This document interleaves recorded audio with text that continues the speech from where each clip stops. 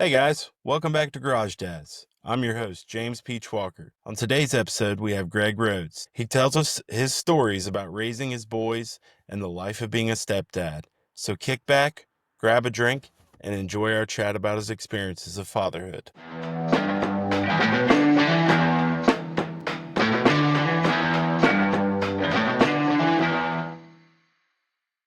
Welcome to our next Garage Dad, the one and only Greg Rhodes. What's going on, buddy? Oh, not much. How are you, sir?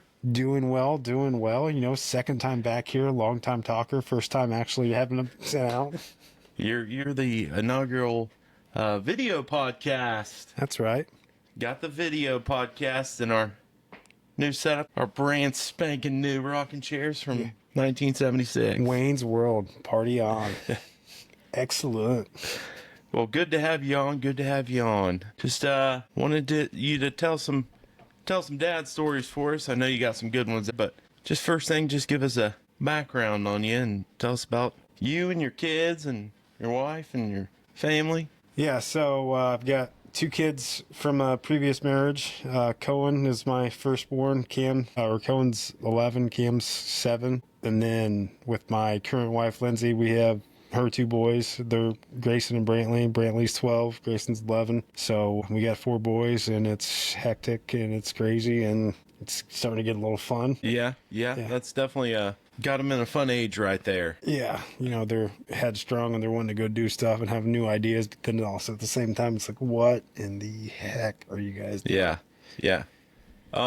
So obviously you guys have a split schedule with having two of them from two different marriages. What is that like, the schedule of when they're all at your house? Yeah, so Lindsay's are there Tuesday night through Friday, pretty much every week. And then if it's our weekend, they're there till Sunday. And then I get Cohen and Cam Wednesday from 4 to 8 every week. And then every other week, Friday from 6 to Sunday at 6. So, I mean, it's not a lot of time, but then when they're there, it's a lot. But it's awesome. I mean, there's some times where it's fun and hilarious, and there's other times where it's just like, I'm going to go insane. If you guys can you stop for 5 seconds? Yeah.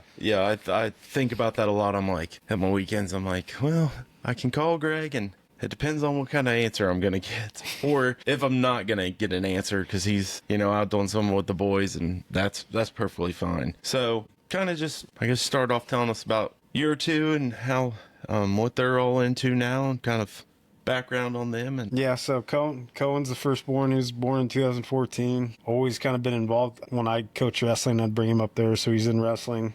He's getting to the age now where he's kind of pushing back, and he's starting to have to start coming to terms with some stuff where it's like, hey, just because I'm telling you to do something, it's not that I'm yelling at you, you're doing it wrong, because I want you to do it right, kind of thing, especially wrestling wise. And then coaching him in football, that was nerve wracking too. Like I think that was worse for me than wrestling, to be completely honest, because like I can control it, I can be there, and it's one-on-one. But then football stuff was just, it was different, it was weird. So coaching him through that, and then he's always done soccer, and then he's just kind of got started getting into racing. Really good baseball player, actually. I think he's trying to get back into that. Cam, soccer, wrestling. He's at Hammer for a 7-year-old. He's a sponge, man. He picks it up.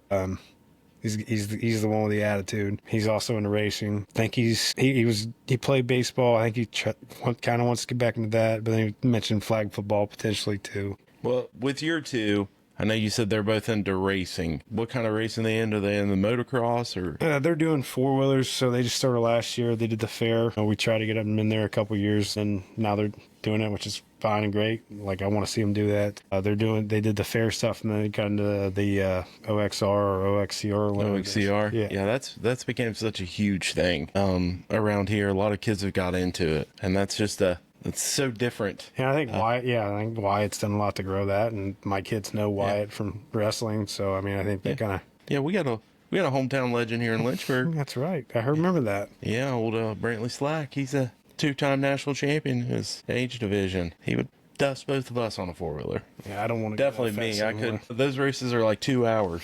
Like, I don't have that type of endurance. 1 lap. Yeah. Let's just get through one. But yeah, it's been a growing thing. So yeah, hopefully they're able to stay in that as well as doing all the other sports. So that's awesome. I know back to you were talking about Cam.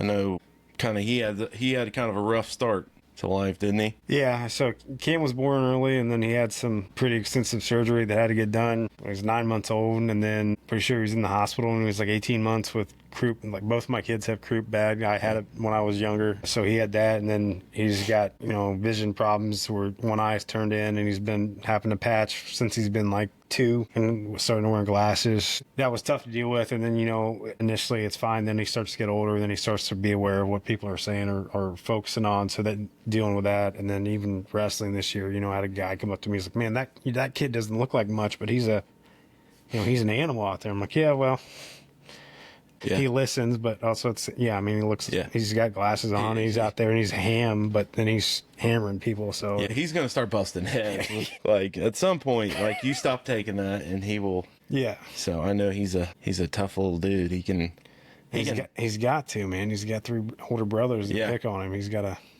I'll tell you what though, he can run his mouth with the best of them. He does. He does have a mouth. I know we're over there getting ready. He was playing something. I assume Call of Duty. But is that still the game? Call of Duty or Fortnite. And he is just hazing these kids, like his brothers, and I think they may have been online too, Yeah, they were. or maybe it was people in your wedding, and maybe he was hazing Mason too. It's probably a combination, but yeah, he's Yeah. pretty good. Yeah. So, yeah, I know he's had it tough, but it hasn't slowed him down at all.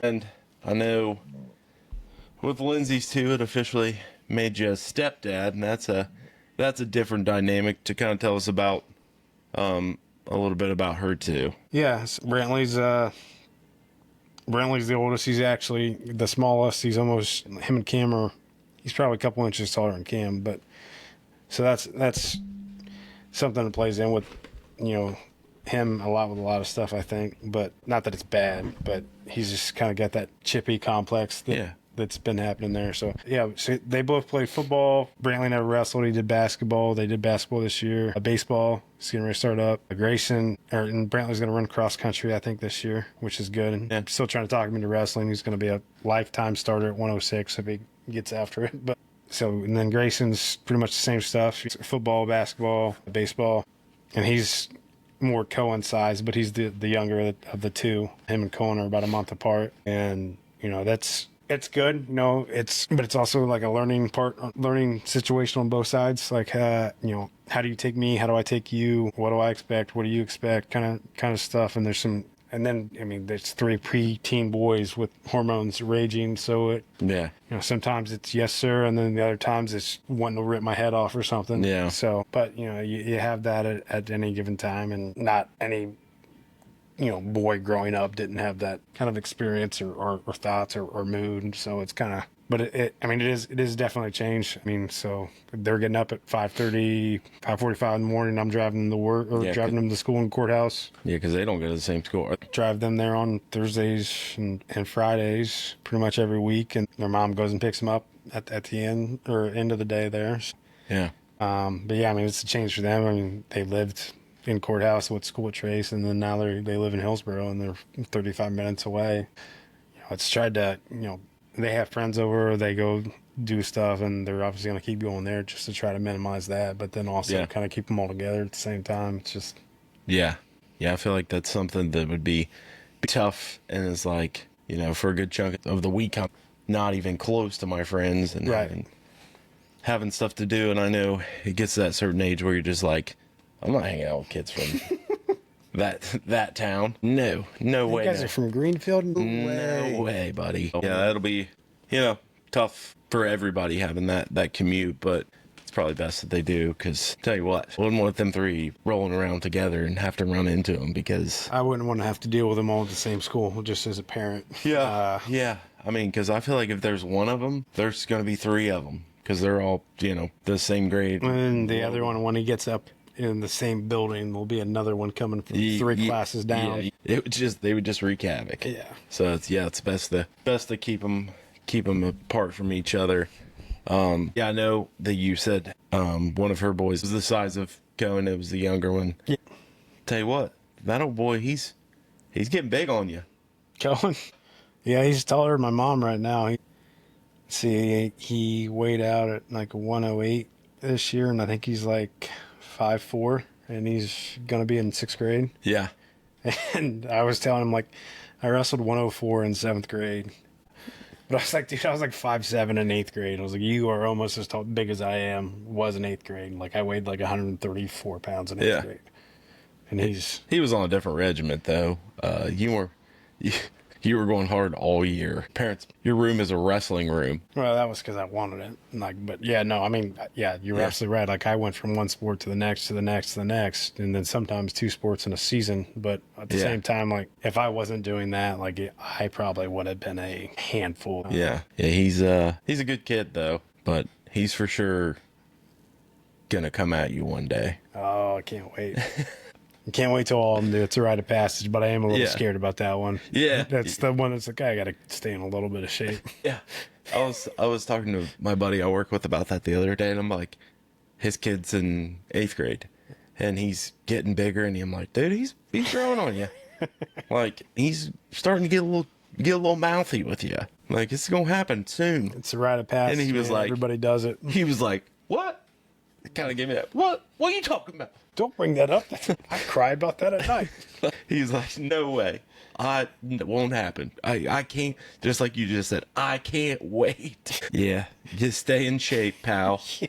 Stay in shape. I mean, hopefully I still have the, the show at that point where she's like, maybe it's not today kind of thing, but Yeah. just grunt a lot and then Just be like, oh yeah? Well, let's go outside then.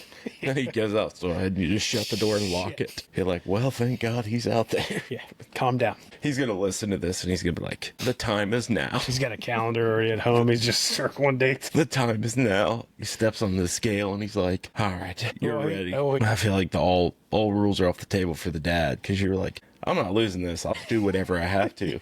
Like, but if you do it and I lose, then it's like, well, I mean, you did cheat. Hopefully it never comes to that. Hopefully it's just Yeah, I think you give up kind of thing. I know that you said they all played a bunch of different sports. Have you ever had, I know you said a little bit about helping with coaching. Have you coached any other? I know obviously wrestling was your biggest thing in coaching. Yeah, I mean, I coached soccer with both of them, coached baseball with both of them, football, and then wrestling.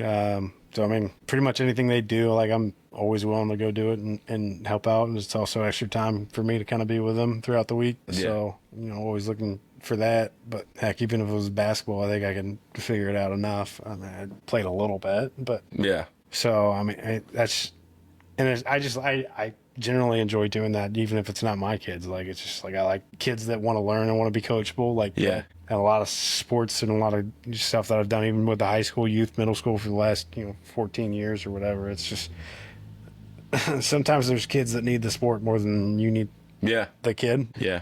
I've always kind of honed in on that and been like, sometimes been some rules and sometimes because eventually, like, you're making more of an impact on that kid's life than he's ever had, or it's better for him here than it is at home, kind of thing. So it's just kind of like, Yeah. I know in my experiences of coaching in golf and track, it's never, the first thing is never about how good the kid is. Usually it has nothing to do with the kid's talent, about why they were my favorite. And I just think about that a lot. I mean, my favorite kids were the kids that would do whatever I asked, Yeah. run through a damn brick wall for Yeah. me, and I know that I'd do the exact same thing. for Yeah. them. Yeah. And it's just like, literally tell those kids, like, if you ever need anything, like, I know that I may have just been your track coach or golf, but if you need something, like, I'm here to help you. Like, Yeah, and then if You don't- something happens, like, I can help you if you tell me, or if Yeah. you let me know about it beforehand. yeah. Before I get. And it's like, I hope that continues. And it's like, at some point, I think I'll get to, I don't know how I'll do coach on my kids. If the expectation will be more, or if I'll be that dad that's like, my kid's the best player on this team, hands down, no matter what. I mean, I can tell you, I've been very deliberate with that, with those ones. Like, Cohen, like, you act up in practice like you're the first one getting called out, because Yeah. I expect more out of you Yep. than and then even like when I was coaching the wrestling thing, like, Cohen being there, like, I wouldn't pay any attention to Cohen at all and just let him go, and I was focusing on other kids. And then this year, because I wasn't coaching anywhere else, I was just there, and I was just like, you know what, focus on my kid and 6, 7, 8 other kids instead, because I'm not running a program anymore. I'm not building a program. Yeah. My mind shifted, and then also like, hey, I gave 14 years of my life to everybody else's kids. Like, I want to start putting some time back into mine. Yeah. Kind of thing. Yeah, that's one of those tough things. I was talking to, this has been a while back, but it was one of the guys coaching golf, and he also coached high school basketball, and he was ready to get out of basketball, and his son was a junior this year, and he's really good at golf, but I don't know how good he was at basketball. I mean, he was on the team, he played like JV varsity, and like I think dad was ready to be done, but he was going to hang out. He was like, I've coached everyone else's kids, I'm going to coach mine. And it's just like, I feel like that's just the thing you do. He's also a little tougher. The expectation, like in golf, is more for his kid. Right. And it sounds like, is that the thing? You think the same thing? My expectation with them, and it's kind of been the opposite of my plague. So it's kind of like, hey, I figured it out over 30 years of wrestling at a pretty high level. Like, I know what works and doesn't work, and I know where I fell short. And where I fell short was I wasn't offensive. I couldn't shoot really until high school, and then I didn't get really good on my feet until college, which if I was that style of wrestler in high school, like, I kind of, meet some expectations that were kind of put on me. So like, my thing with Cohen, and like even my college coach, who still comes down and hunts with me, like I hear stories about it all the time. You never invite me, but exactly, it's okay. But yeah, I mean, so Anderson's like biggest thing with me ever was like, hey, when you're gonna win, or you're not like stressed out, or even if it's a tough opponent and you go down or you start losing, it's like you're a completely different wrestler, and it's awesome to watch. Like, you just have zero care. I'm like, yeah, it's because I have nothing to fear. Wait a second. Is that how he got you? You had to like agree to let him hunt forever? He gave up one of his scholarships. He's like, all right, this kid's pretty good. Yeah, we didn't have NIL. He's got a really really good hunting ground. So my thing with Cohen was like, hey, I'm okay with you failing, dude. Like, great. Perfect. Yeah. I'd rather you lose and learn something from it and then keep firing. Like, don't have the confidence that if I fire on something or if I get into something, I can wrestle my way out of it. And that just doesn't go for wrestling too. Football, baseball. Don't be afraid of the moment, kind of thing. Like, trust that you're putting yourself in your preparation, that everything you've done has put you in the best position to do what you need to do at that time. And then if it doesn't work out, it's not the end of the world. You keep firing, because guess what? You're going to miss. Yeah. You're going to mess up. Yeah. And I feel like that's plagued me for years, and no matter what sport it was, where I would clam up, so I would think about it so much that it would I'd not shy away, because I was there in a lot of those moments, but not as many as I feel like I should have been, where it's just like I clam up and you're afraid of what, you're on top, or there's a target on you, and you're afraid of what's going to happen instead of what needs to happen, kind of thing. Yeah. I feel like that's one of those things about with just giving your best. I always think about like the toughest people I know have got their ass whooped at some time. Yeah. Like they've gotten beat at some point. When you get to a point like, you see kids now that like even football, like any sport really, they're pissed off throwing stuff when they lose. Like, I get to the point where I was in college, it was just like, if I was mad, it's because I didn't give enough. It's not somebody else's fault. You start to, I guess you mature to the point where it's just like, I probably could have done some more, or I just didn't have it this time, and I threw everything but the kitchen sink at this guy, and it didn't work out. Just didn't come together. Cool. Get back in the work and just start to figure it out. Like, that's... Yeah. I think about that, like, even... And my kids are obviously significantly younger than yours, but they're starting to get into sports and stuff, and it's just like, it has little to do with winning and losing, or scoring or not scoring. But if my kid is out there, like, dancing around or not paying attention, that makes me mad. Yeah. Like, but if they could score 10 goals and be acting like that, we're going to talk about why you're acting like that first. Like, so I feel like that's the thing. Kind of the same thought about, them giving their all and not, don't get me wrong. They lose and sometimes they get heated and they start, but I will walk out there. I'm like, no, we're not doing that. Yeah. It's not the ref. It's not anybody else. It was you. That's the mentality you got to have. That's the mentality that's going to carry you through life. What could I have done to do that? Yeah. So, yeah, I think that's a tough thing to teach, and they have to kind of learn it the hard way. Yeah, I mean, you want to try to prevent that, but you're absolutely right. But when you start to develop that, it's just that's when stuff starts clicking, and it's just... Yeah, I think that's that whole kind of like everybody has to lose at some point. Right. So, man, that's awesome that you could still coach them up as much as you can. So I know that we were just talking about you coaching the boys and how rewarding that is. When I was kind of thinking about this question, it made me think like the best thing for me, like the most rewarding thing, because my kids they've really gotten underneath my skin today. We had a day off of school, which was nice, but they were home with me all day and they just had a hard time listening at all. I feel like they know what the most rewarding feeling is for me is like when they're just like, they run up and they're just like, I love you, Daddy. Yeah. Like, they're just trying to get out of trouble. But, Absolutely. I think about that feeling and like the feeling when I get home from a long day and I'm just like, I hope that, I hope I can just go sit down and be to myself, and they run and jump in you and you're just like, ah. And then you're like, this is awesome.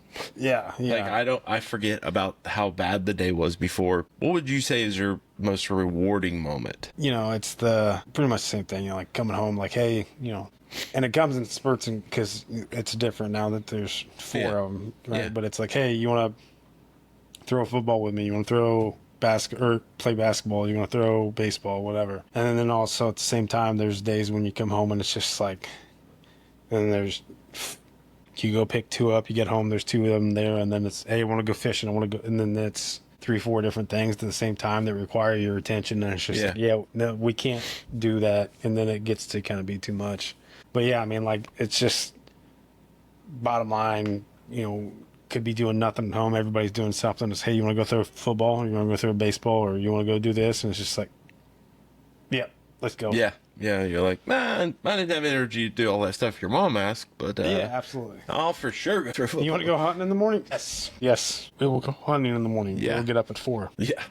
Like, it's just, I feel like not only are we at different points in our kids' ages, but obviously you have a house full of boys and I have a house full of girls. So it's interesting to hear the difference in reward, I think, is the age difference. I mean, I haven't got my nails painted by any of them yet, so have you? Yeah, no, I haven't conceded to that yet. We have got pedicures, but that was literally my That's choice. just foot stuff. That's not That was literally my choice. Like, once a year I get a pedi. Don't hate on it. It's never the girls or Alyssa's idea to go get pedicures. It's like, it was mine. Daddy wants to get. Yeah, so it might just be a birthday thing, but that'll be what we do with Dad on our birthday. Yeah. So Dad's birthday day, pedicures, manicures. obviously, knowing me and my family and how I had 3 brothers, and it's like I had one cousin that was a girl on one side and 2 on the other, and it was just like all boys everywhere. Yeah. Different things are like. Yeah, I mean, I can remember going to your house and it just being freaking chaos. And that was the second house, Dude. not even the first house. It might literally still be at my mom's house. Like, my brother's being there, it might be the same type of chaos, but it might still be chaos. It's a little different, but yeah, it was definitely, everything ended up in a competition, which ended up in a fight, which ended up in a hole in the wall. But yeah, I'm waiting on those. yeah, those are coming, pal. Yeah. There's going to be a knockdown fight going on at your house, and it's just like, Well, it's funny because just go outside. Like, the amount of times in my life I heard my mom say, just go outside. it's funny because they got like a sock and bopper and Yeah. and they had, so one of them, two sets of them. It was Grayson and Cohen, and then Brantley and Camden. They put boxing gloves on one hand. I think the one I was watching the first time was Grayson or Brantley and Camden, and Brantley was just waylaying in the back on Cam. And I just looked at Cam, was like, hey, quit holding back. And then I looked at Brantley, like, he's going to beat the crap out of you one day if you guys keep that up. Yeah. And then it went to Grayson and Cohen, and then Grayson had it on his right hand, and he was just waylaying. Cohen couldn't hit, and I was like, all right, switch gloves. And then it switched immediately, and then it was, a big to-do. And it's just like, hey, no. Like, it's both ways, but at the same time, like, I'm almost to the point where I would buy each of you a set of these just to go outside and figure it out. Just figure it out on your own. Just get it done. But yeah, I feel like that's the way it was when I was growing up. What's some of the other boy shenanigan that's going on at Rhodes Retreat? You fix a four-wheeler and then tell them it's fast and not to run it. Yeah, that was a bad idea. And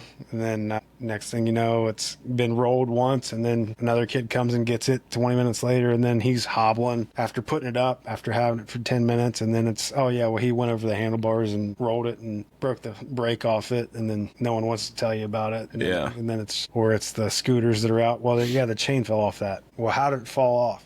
I don't know. It just fell off. There's so much stuff that gets broken. Yeah. It's just like, I don't care that it's broke at this point. Just tell me what happened so I know what to do to fix it. Yeah. So I don't have to sit here for 3 hours and get pissed off. But like, I don't need to like try to figure out how to fix this and try to figure out how you broke it. So just tell me so I'm less pissed off trying to fix it. Yeah, I mean, hey, yeah, I know we took this ladder and we nailed it into the cabin. Well, that ladder was for your bunk beds or for my deer stand. Someone need that back first off. And then, you ran a screw through a 3,000 playhouse or some stuff. It's like, it's probably not the best idea. Yeah, not a good one there. Yeah. What other dumb stuff's happened? Jumping on pool furniture that was in the same place. Well, why did you break it? I don't know. I was just jumping on it and it broke. What'd you do? I don't know. Why were we jumping on it after the first time? Kind of thing. It takes a lot of questioning to get through the I don't knows and I don't knows. Yeah. And then by that point, you're so worked up. It's just like the thing I've always tried to tell is like, if you tell me the truth, like, and even I feel like coaching wise, and even when I was getting coached, and like, you're going to screw up. You're going to screw something up no matter what it is. And that's even in life after that, and work and anything. Like, you're going to screw up. But if you own up to it and say it right off the bat, like, hey, I screwed up. This is what I did. It goes so, like, you're still going to get your ass chewed. Don't get me wrong. But it's more of a understanding and in a this is a problem kind of thing. But then also like winding down to fixing it instead of building up to, well, I can't figure it out if I don't know what happened, and then it just gets blown way out of proportion. Yeah. There's a few things that I just kind of thought about there too. Well, one being the flying over the handlebars, and I mean, you did tell your kid that this 4-wheeler is fast, and then you said jumping on furniture in the pool. Yeah. Like, the only person I could think of is you, like, diving off the pool house into your pool.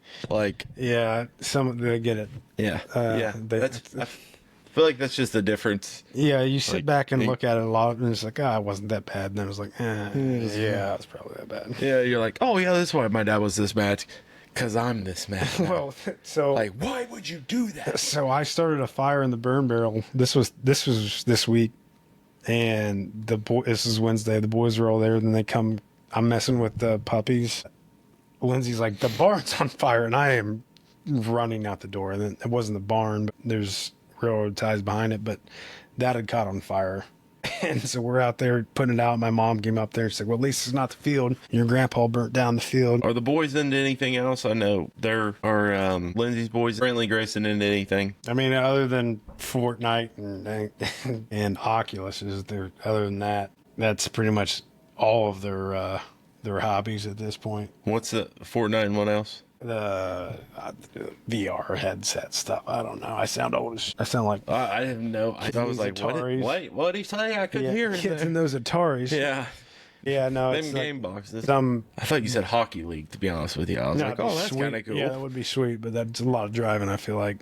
But yeah, no. I mean, hunting, outside of that, hunting, fishing, being outside, Cohen's starting to get more into fixing stuff. Yeah, just being outside. I mean, they'll only go fish when they come home, walk through the woods. Grayson got a deer this year. It was his first deer. Cohen got his first buck this year. Kiam hasn't got anything yet. Yeah. Brantley's been a couple times. He's just by the time we get to go out, it's cold. Kids don't like to sit for more than an hour. And especially when we go, it's normally all 4 of them, so it's not like you're really going to see much. Yeah.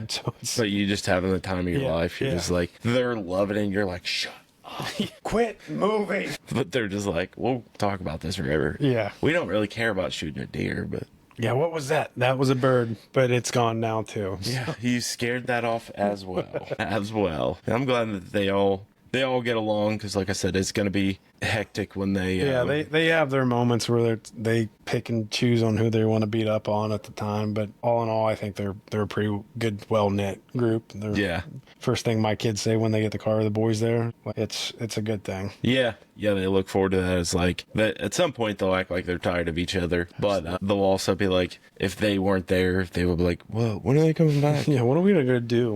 What do we do now? I know that they're all within a year of each other, or I guess the first 3 are all within a year. Yeah. And then thinking about Cam, and I know that he's had kind of some, obviously you talked about earlier about him having some struggles health wise, but being the youngest, it's a little tough on him. And I know that we've talked about your guys' relationship. And does that like draw you more? Because I feel like I'm always like, when Claire does stuff, because she's our middle child now. And I'm just like, that's what a middle child does. Like, I'll tell Alyssa that, and I'll be like, well, I mean, she is the middle child, so that makes sense. No, I mean, there's some stuff, like, I don't let Cam get away with a lot, but there's certain things that I will ease up on. And it's more of just, and it was, when the boys were picking up on him or being mean to him or something, or maybe they were just even, like, chatting back and forth, like, 10, 11-year-olds do it.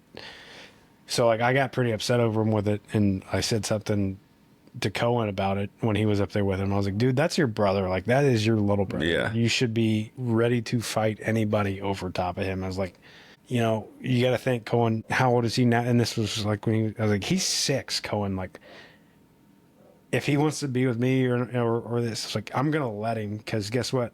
When you were you had me up until you were 6 years old, like, there every day. Yeah. I was like, Cam was 7, 8. Yeah. I was like, Cam was 4, and I was out, but I wasn't there. I was still around, but I wasn't there every day. I was like, so Cam's experiencing stuff. Cam's going through phases where he wants me and he wants to do all this stuff. I was like, I'm going to let him do it, because you got me every day for your entire life and through some pretty big changes in your life. I was like, Cam's going through them now, and he's like, I'm not there every day to be with him for that. So it was like, I'm going to not let him, go off the rails or do anything that you didn't do or wouldn't do. But at the same time, like, if he wants me to sit down and watch TV with him, I'm going to sit down and watch TV with him. You guys can go hang out. Like, it's just, Cohen was the firstborn. Cohen had everybody there with him. And, Cam came around, and like me and Cam really connected through a lot of that. And like, it's just watching him go through that. And I think I was a little bit more mature as a dad kind of thing. And then it's just like, don't get me wrong, me and Cohen are ride or die. Like, that's been my dude for having fires outside, going to do this, building workshops with him. Like, he's been there for everything. But, like, I just feel like I missed some of that with Cam. Yeah. Especially like that's when Cohen was really starting to come on his own and be really fun, and like get to just watch it happen. And then so now I get to look through it at Cam at 8 days a month kind of thing, where it's just like, yeah, I'm going to soak that in as much as I can. So it's, I don't want to say it's rough, but it's rough. And then you sit there, and then you want to start putting more into the other kids, and then you put more into the other. But then you, at that point, you got 4 of them, and then it's just like, how much can you go around kind of thing. So it's hard to spread that out, especially with not having them all the time. Right. And then it's like it's like you go from having none to 4. Yeah, and then it's, you want to teach them stuff. You want to teach good work ethic, but at the same time, you want them to be able to relax and get to do stuff at your house they don't get to do at the other house. Yeah. And it's playing that game, and then you don't want to. Dad makes us work all the time, which I think's important and a good skill. And I wouldn't know half as what I do now as if I didn't do that when I was growing up. Like, I can build anything, do anything. Yeah. And it's because I did it all, but at the same time, like, hey, you guys want to relax and do nothing, that's cool for right now too, kind of thing. So, yeah, I think about you a lot with that. It's hard to discipline them and be hard on them with things like that. Like, we're just like, you guys just want to chill, that's fine. Yeah. Like, it doesn't have to be every time you come over here it's like, well, we're going to Dad's house, we got to work. Right. Go on to work. Yeah. So thinking about, I know that you have an interesting relationship with Cam, and we kind of talked about that, and you just discussed that, and how you and Cohen are ride or dies. What do you think is the hardest thing you've ever had to do or say with him? There's a couple that come to mind with Cohen. Like, I remember when me and Jess were going through that 6-month, 8-month, year and a half kind of thing towards the end of it.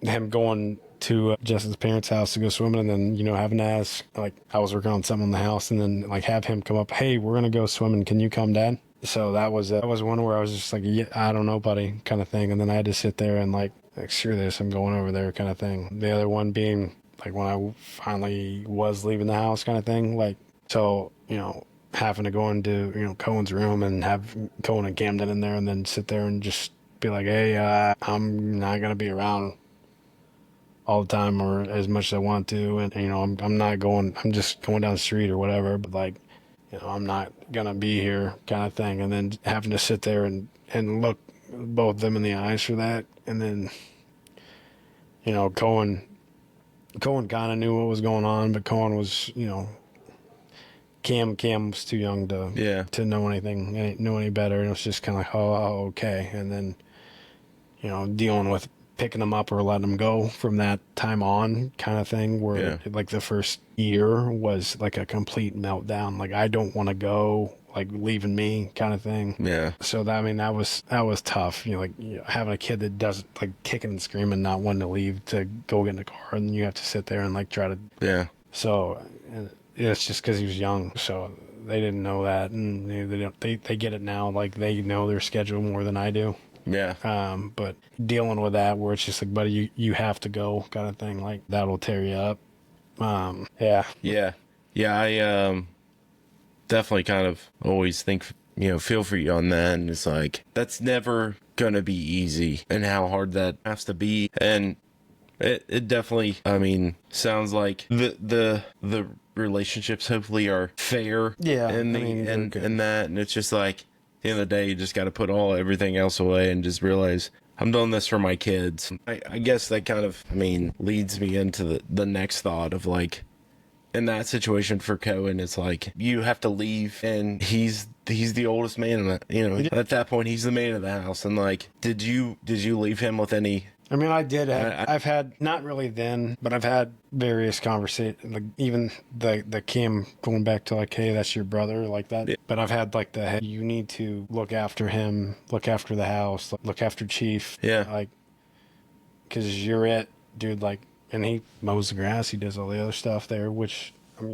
but like, you're it, buddy. Like, you're in a position you shouldn't have to be in as a young boy, but you're doing tough through it, and you're learning through it. But there's a lot of weight on your shoulders that a lot of people have it, but you shouldn't have to have, kind of thing. So yeah, and I think that's kind of what we're talking about earlier, and just at that point, like, you gotta put everything else away, and it's just about the kids at that point. Right. Just going back to yourself in the past 10, 12, 15 years ago, I guess you said Cohen's 11 now. Before you were a dad, what's some advice you would give to yourself about being a dad? Just kind of looking back there. Honestly, going back, it'd probably just be like, it's okay to not know what to do, kind of thing, and that it's going to be scary, and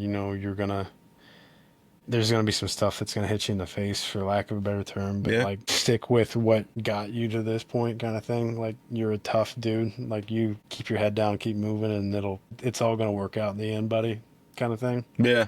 I don't think I'd change anything other than just giving the advice to just like keep trusting and believing in what you're doing. Mm-hmm. Like, don't let that demon creep in. Yeah. But I wouldn't change it. Like, I firmly believe I'm where I'm supposed to be. It's just, it's just not kind of what you picture when you go through that. But just, it's the same thing. Like, it's just, stuff's gonna hit you. You're not gonna be prepared for it. Just put your head down, put your shoes on one foot at a time, and just keep going. Yeah.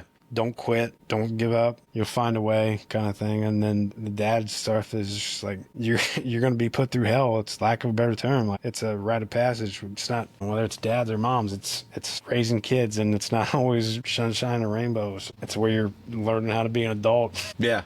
Yeah. I just think about last episode I had Curran on, and he just thinking about the stage that he's in right now, and like where I was at that point, and especially with it being your first, and you're in your first. His kid just turned 3 months old, and it's like, dude, it's going to get tougher. Yeah. But at the end of the day, he's, doing great. And it's just like, thinking about going back on that, like, I remember thinking, I had no idea it was going to be this hard. Yeah. But now it's like, it's all right. And that's it's all fine. You and your wife are going to be screaming at each other, and she might tell you she hates you at the end, but it's all right. Like, it's... Yeah, that's the difference between, I guess, heck, for even Curran. Like, I had Cohen when I was 24, and then I had Cam when I was 28, and then I think back to, like, my dad had me when he was 29 or 30. Like, there's a difference there. Like, I was right out of college. Like, I was learning how to I was still growing up myself, kind of thing. Yeah. Like, I was like, when Gray had a kid, I was like, he's a grown up now. Hey, you guys want to go hang out? No, I can't have kids. And then my kids get older, and then I try to hang out with friends. Like, guys, we got kids. And then it's just like, if we flip flop that. But yeah, no, I got married at 23, right out of college. No, I was 22. Yeah, you were. Yeah, I was 22. I turned 23 that year. But yeah, I mean, I was 22. Got married. We had kids at 24. Yeah. You were the first grown up I had as a friend. Never Like, thought in a he's million grown. years it would be that guy. But He's a it's- grown up now. We're still out here figuring things out. Yeah, that it definitely does change it, and it's you gotta definitely mature a lot. Now I feel like right now I'm just in the stage of just like enjoy it all, because like I've got friends who've got older girls and they're just like, You've been practicing cleaning your guns. wow, I'm not looking forward to those times, but just getting to the point where it's just like they don't want anything to do with you. So that's why, literally, that's why I'm cherishing every moment that I walk in the door and they're Oh, just they're gonna want something to do because once they hit those hormones start hitting and they start clashing with Alyssa, you're gonna be the first one to Yeah. break, and then you guys. oh for sure. But I'm Daddy gonna be said I can. I'm gonna be the favorite. That's all I care about. Obviously, this being a dad podcast, when you think back, to when you were first becoming a dad and when you were an early dad, like, who was the person that you looked to most for like dad advice?